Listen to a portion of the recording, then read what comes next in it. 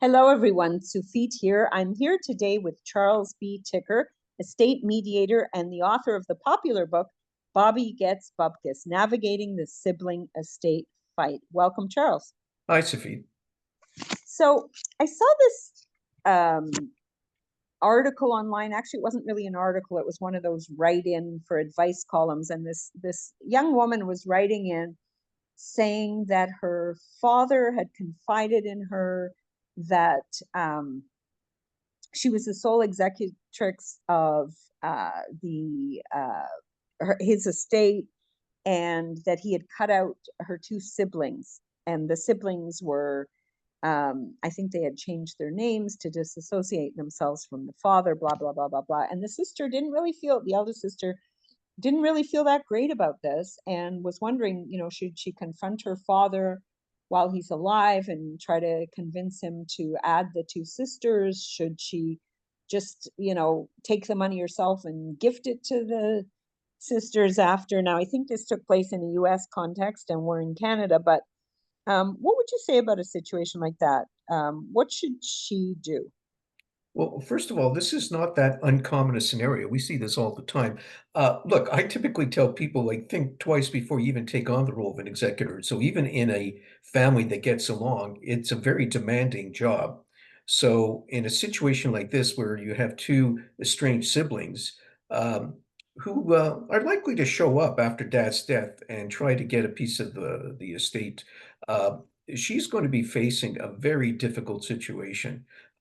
And so it's her call, but my advice would be, do you really want to take on this job? Because at the best of times, acting as an executor is a thankless job.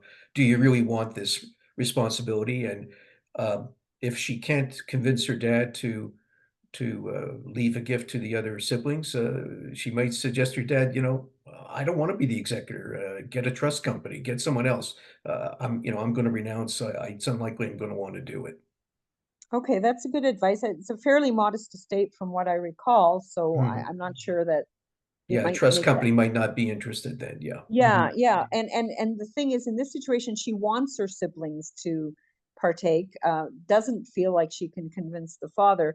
Would it make any sense for her to just take it and gift it to the other two afterwards? Or, are there issues around that? Or should she just, I don't know, share it with them in some other way? Or Um, I imagine she could, to make a gift. I don't know if there'd be any tax implications. She would have to get advice from a tax accountant or a tax okay, lawyer. If all right. there's any tax issues when she inherits and then she gives it, there's a disposition. But I guess she would be free to do it.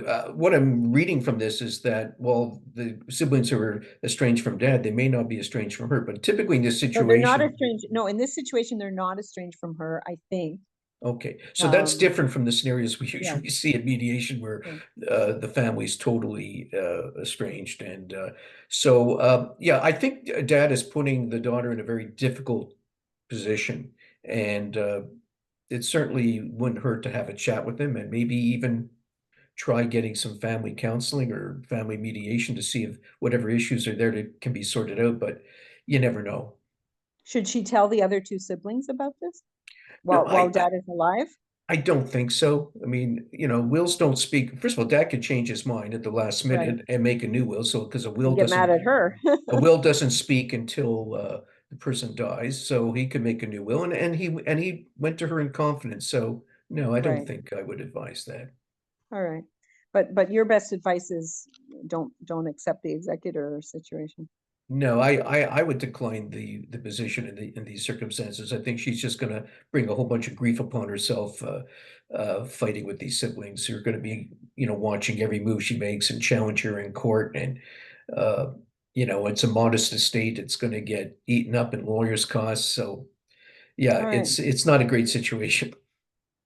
All right, there you have it. Our guest today has been Charles B. Ticker, estate mediator and author of Bobby Gets Bupkis, Navigating the Sibling Estate Fight. Charles, thank you very much. My pleasure.